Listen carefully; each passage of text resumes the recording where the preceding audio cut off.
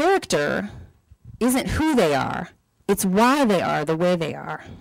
And that's the juice that I'm looking for in my characters and in a script. So this polarity, this idea of, and I used, this the 7 sins and 7 virtues as 7 deadly sins and virtues as kind of a dumbed-down example. But say, for example, somebody's a negative person and they are lusty, meaning they're, very physically addicted, they're sexually addicted, they're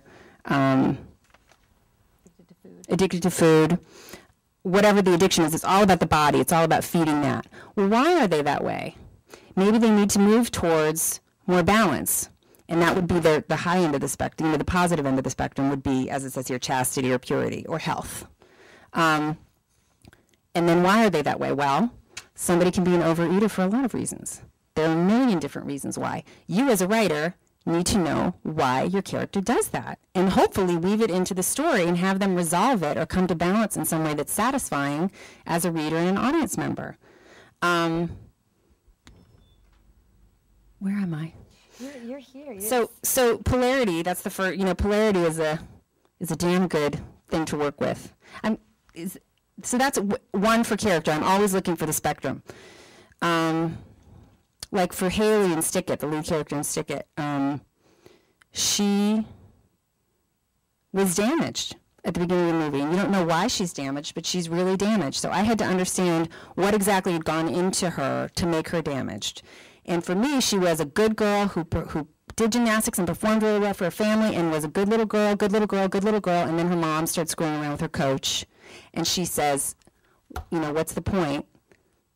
I can't do this anymore. And she becomes she goes to the other end of the spectrum, because the shadow of a good girl is the bad girl. So she goes completely rebel on everybody. Nobody understands what's happening because she hasn't said, I saw my mom and my coach together. It's a secret that you learn later in the movie. So when you meet her, she's just an out-of-control rebel. But I understood why she was rebelling. She was angry about the secret that she had to carry. She was angry about this betrayal. She was angry about the disintegration of her family.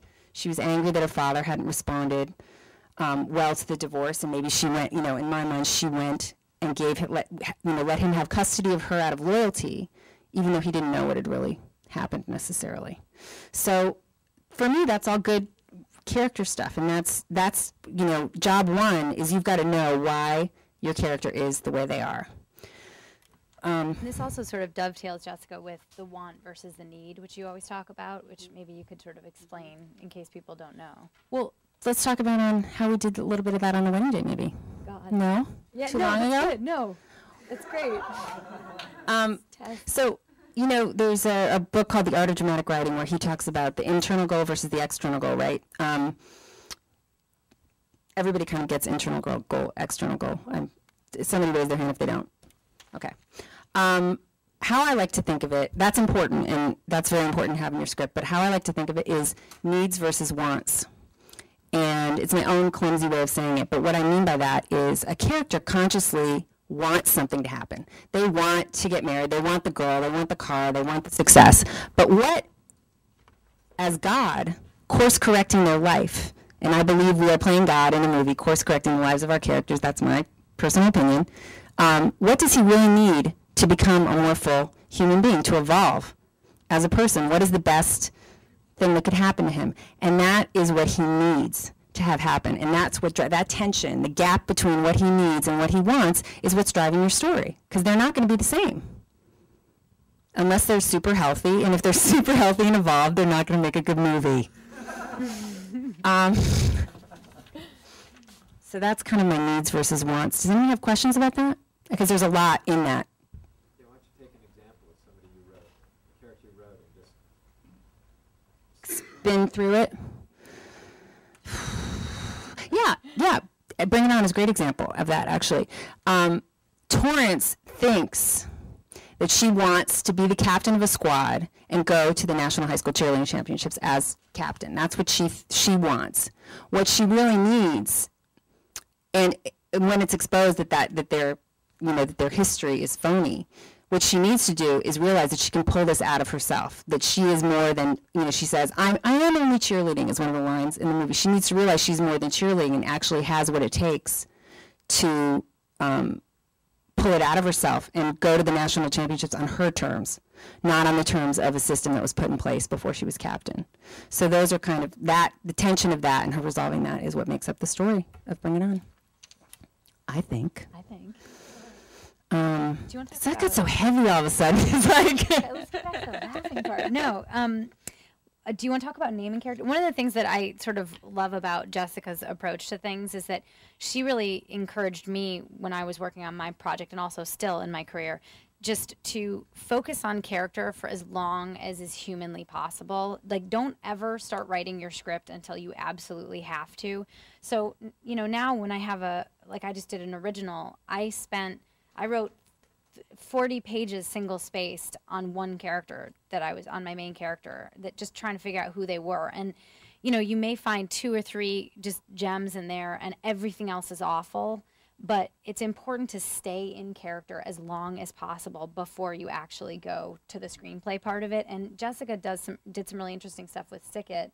She made sort of like a Bible. I did. I brought some of them to show you, actually. I build, it's, oh, sure. And Aaron's going to collect them later. And one of them has some production design stuff in it that I thought might be, I can pass them around.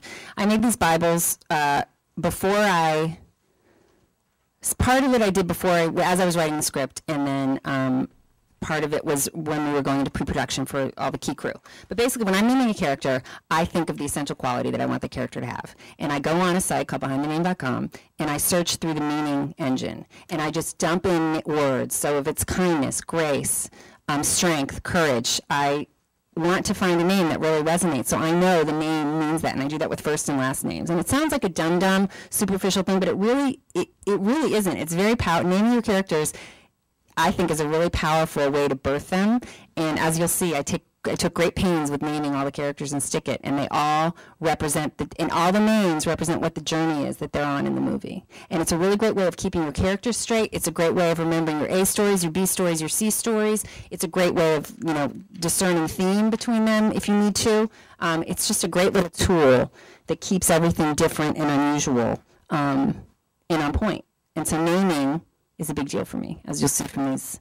Do you remember? Bibles. Oh, you can separate them. They're all the same. Actually, yeah, pass them out. Yeah, they're all the same. Sorry, I Yeah. messed that up. I'm doing a bad job. That's okay. Bad assistant. Bad. So Haley Graham was the main character of your movie. Do you remember what that means? You have to look at your notes. Sorry. Haley. It's on page 2.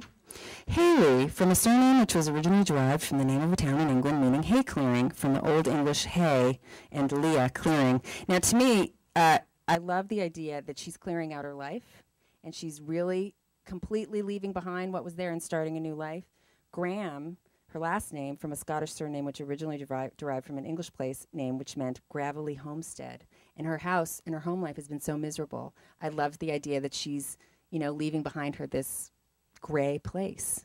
And then everybody, Burt Vickerman, Mina Hoyt, Joanne Charis, every character has a rich, I think, meaning. At least it fed me. It really fed me in the process. And also the audience won't necessarily know any of this, but I believe that you sort of feel it. Like the name sounds a certain way, and you get something in your gut from the name. So it can be inspiring to the people watching it as well. Yes, I agree with that. What about archetypes? Yeah, we can talk about archetypes a little bit. Archetypes are kind of an esoteric subject, but they've been very much in, you know, people have talked about them. Does everybody kind of know what archetypes are? Does anybody need God help me if somebody needs a primer. It's a big, archetypes, you know, classic characters. A book that I love, which I recommend and I wrote, which I use, is called The Hero and the Outlaw, Harnessing the Power of Archetypes to Create a Winning Brand. The reason I like it is because it focuses on the main archetypes. I think it's like 12. There are 12 main archetypes, and it gives you a really great, the shadow of the archetype, the light of the archetype, what the goal, you know, all these, the core desire of the archetype, goal, fear, strategy, trap, gift, the call, level 1, level 2, level 3, shadow, that I list below for Haley. All that stuff is in that book for every archetype. So it's a great way to kind of build your polarity and look at what the swing is on the spectrum for that particular kind of character. I think it's a really fun way to work. Haley's archetype, she moves from one archetype to another and Stick It. She moves from rebel to revolutionary. And I mapped out her journey, and I had her journey mapped by my computer, and anytime I was lost in the script, I would look and say, where does she need to be right now?